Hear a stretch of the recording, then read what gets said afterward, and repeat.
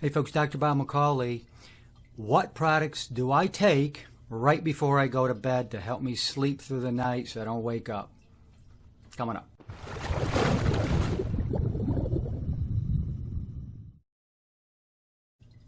Sleep, obviously a big issue for a lot of people. They can't sleep through the night, and I generally don't have a huge problem sleeping. I'm kind of a workaholic, and so I work all day long. I work out every single day, so I'm not really, full of energy when I go to bed. I'm really pretty exhausted, and I stay up too late commonly, which is a bad thing. What time do you go to bed? What products do I take? Now, there's lots of people will tell you need to be in a really dark room, and it's true. There's all sorts of things, but what supplements or what products do I take so I can sleep through the night or improve sleep, and why do I take them? Okay, the first one I take is gold, liquid Angstrom Gold. A lot of people never heard of taking gold. They don't think it does anything for your body, or this is not really a mineral we would commonly use. But there's 3 great minerals for the brain. There's several other ones, but there's 3 really good ones. One of them is indium. That feeds the pineal gland. It's one of the keys to longevity. Another one is platinum, and I use platinum in the morning. Very good for the brain. Really helps cognition. And then gold. So I use the liquid gold, liquid Angstrom Gold. So what we've taken, gold, very small amount of gold, and we electroplate it into purified water. That's essentially what Angstrom is. And so you end up with individual atoms of gold, for instance, or platinum or whatever.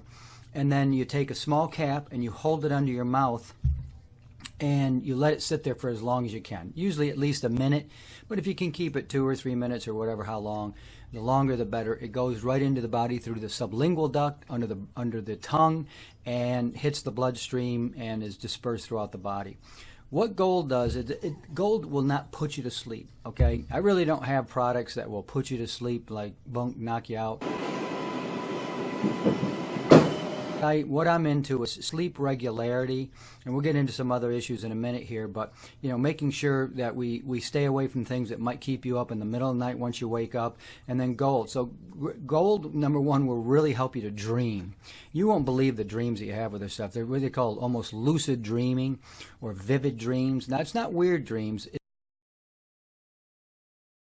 It's just you will have a tendency to remember your dreams a lot better when you take gold than when you don't. I take it every night, but it really helps sleep regulation. And so when you take it, day after day, day in and day out, your brain will get into this pattern, this rhythm where it just knows it's got the gold, and it just helps you to sleep. So that's one of the best brain minerals in the world, and it's something I take every night right before I go to bed. Next one I take, talked about this all the time, Magtine or Magnesium L-Threonate. It's magnesium with an amino acid attached to it, L-Threonate. So what magnesium does, and magnesium L-Threonate or Magtine, is the only kind of magnesium that crosses the brain-blood barrier, and it is really good for sleep. It really helps you to sleep all the way through the night. And I take it right before I go to bed. It doesn't have, it can be half an hour or whatever. I take it in the morning. I take about 1 gram in the morning. That's about a little bit, maybe 1/8 of a teaspoon. And then I take 1 gram right before I go to bed, 1/8 of a teaspoon. Mix it in with water, just chug it down. It's completely water soluble. It has almost no taste to it. Everybody that's ever been autopsied after having Alzheimer's disease and other dementia-related diseases, they have no magnesium in the brain. So this is one of the keys to feeding the brain, making sure we have it. It's in my Focus 500 product. It's in my Blues Buster product. So I'm always going to put a little magnesium L-Threonate in there, or Magtine, and it just is amazing for helping you to sleep through the night and feed the brain, and better cognition and everything else that goes along with it. Even increases synaptic activity, and it actually builds new synapses in the brain. Another one I take, this one's an herb, Valerian. Valerian does not help you to go to sleep. As I said, I don't have anything that really helps you go to sleep, knock you out, or anything like that. Valerian has got fluoric acid in it, and that is really what helps us to reduce anxiety. So when you have anxiety about something that's coming up, and you know, maybe it's a test, you know, you're going to go in for a test, or you have a big event coming up or whatever, you know, maybe a marriage or something, you know, you might get a little anxious about it. It's kind of normal. But if you have anxiety about things, you don't even know why, quite often it's just a brain chemical deficiency, and valproic acid helps us to, you know, create that. And so what it does is, does it help you go to sleep or anything? No. So when you wake up in the middle of the night, you don't start worrying about things that you don't need to be worrying about, so you can't go back to sleep. Because anxiety is really, you know, like I said, if it's psychological in nature, you can do something about it. In other words, if it really is something you can't control, taking something like Valerian with valproic acid in it, and again, this is an extract, so this is a 0.8% valproic acid extract in there. So we concentrated that particular, we're looking for that particular, what we call the active chemical in there.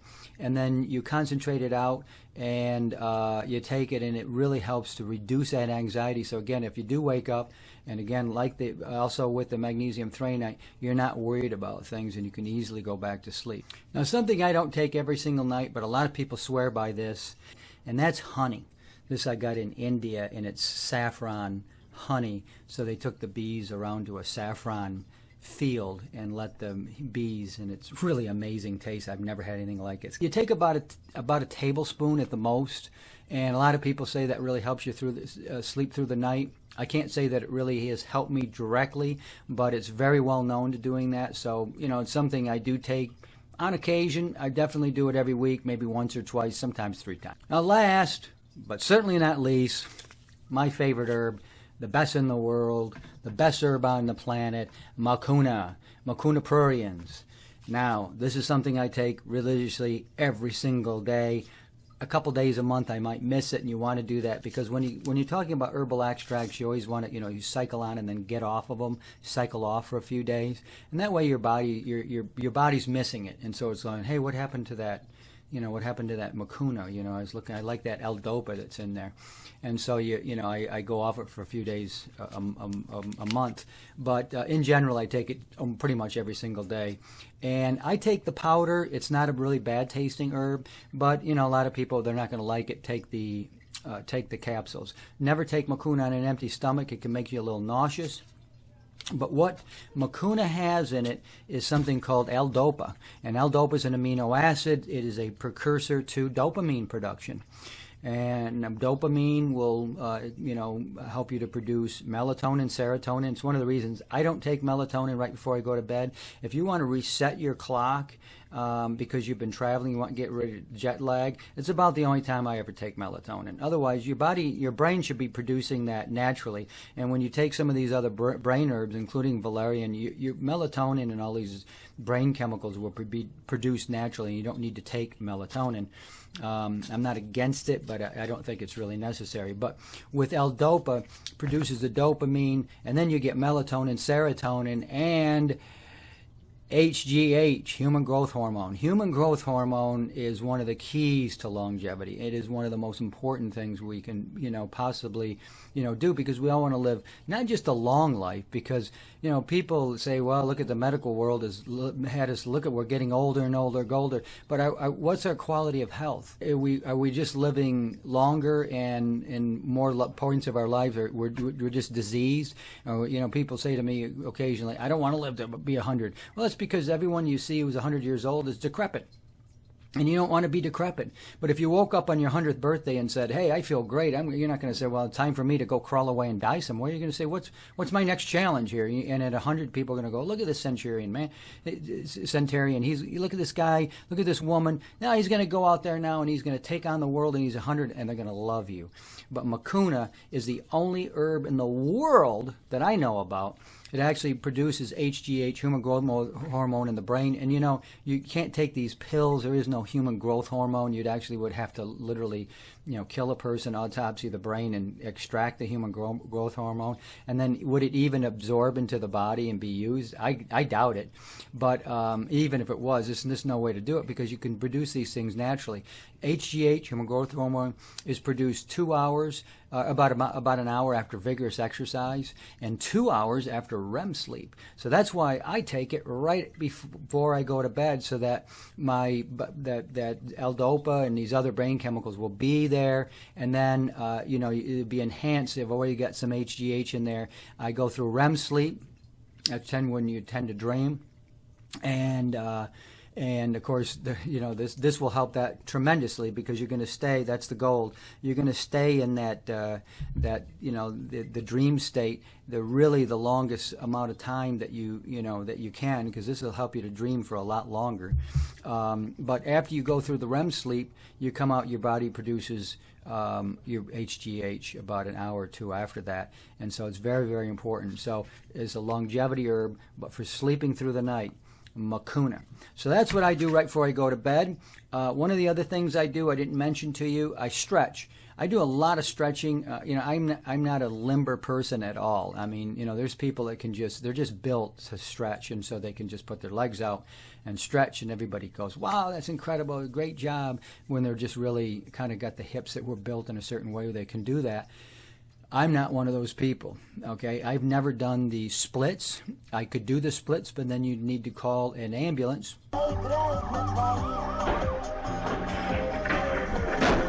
Call 911 and get me carted away because I'm not moving or going anywhere because I would just snap.